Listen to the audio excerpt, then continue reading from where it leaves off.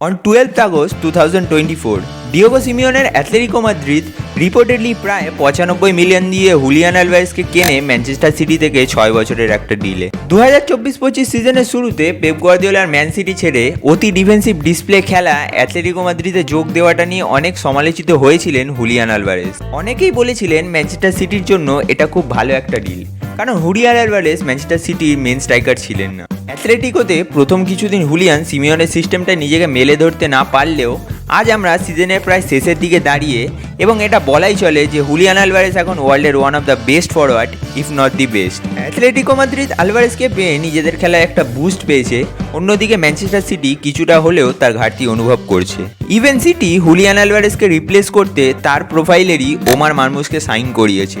আসুন আজকের এই ভিডিওতে জেনে নিই পেপ গার্দিওলার ব্যাকআপ স্ট্রাইকার হুলিয়ান আলভারেজ কি করে ওভারনাইটে ডিয়েগো সিমিওনের আন্ডারে ওয়ার্ল্ডের one of the best striker হয়ে উঠলেন।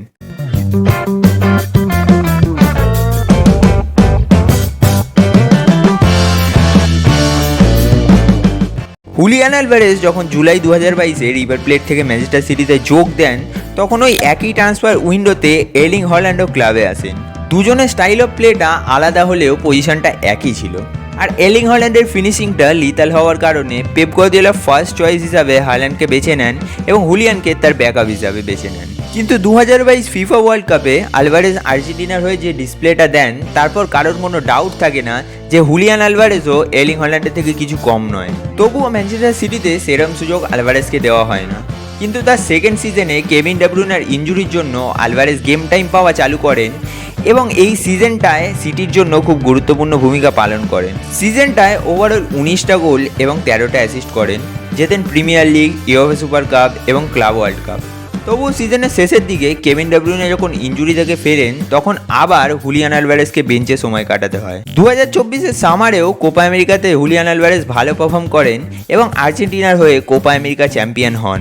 অন্যদিকে 2023-24 সিজন শেষে অ্যাটলেটিকো মাদ্রিদ তাদের মেন স্ট্রাইকার আলভেরো মোরাটাকে সেল করে, ফলে তাকে রিপ্লেস করার জন্য অ্যাটলেটিকো মাদ্রিদের কোচ ডিয়েগো সিমিওনে হুলিয়ান আলভারেজকে কনভিন্স করিয়ে দলে নিয়ে আসে। আর হুলিয়ানের অ্যাটলেটিকো মাদ্রিদে আসার কারণ ছিল টিমের ফার্স্ট প্রায়োরিটি হয়ে নিজেকে প্রমাণ করা। প্রথম দিকে ডিয়েগো সিমিওনের ট্যাকটিক্যাল প্ল্যানটা অ্যাডাপ্টেশনে প্রবলেম হলেও যখন হুলিয়ান আলভারেজ অ্যাডাপ্ট করে নিলেন, তখন থেকে তার রিয়েল কোয়ালিটিটা বেরিয়ে আসা শুরু হলো।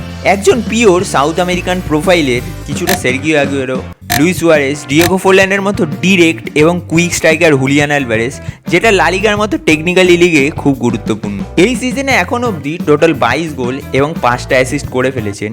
অ্যাটলেটিকো মাদ্রিদের টপ স্কোরার এখন হুলিয়ান আলভারেজই। চ্যাম্পিয়ন্স লিগে 9 খেলায় 7 গোল অলরেডি করে ফেলেছেন এবং সবচেয়ে নোটেবল বিষয় হলো বিগ ম্যাচগুলোতে week in week out perform করেই যাচ্ছেন, যেটা ওয়ার্ল্ডের নামি নামি স্ট্রাইকাররাও করতে পারে না।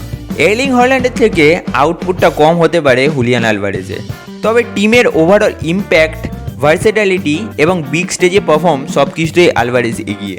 আলভারেজের ম্যান সিটি ছাড়ার সিদ্ধান্তটা যে কোনো প্রকারই ভুল ছিল না, সেটা তিনি বারবারই প্রমাণ করছেন। হুলিয়ান আলভারেজ এখন ওয়ার্ল্ডের one of the best striker, if not the best.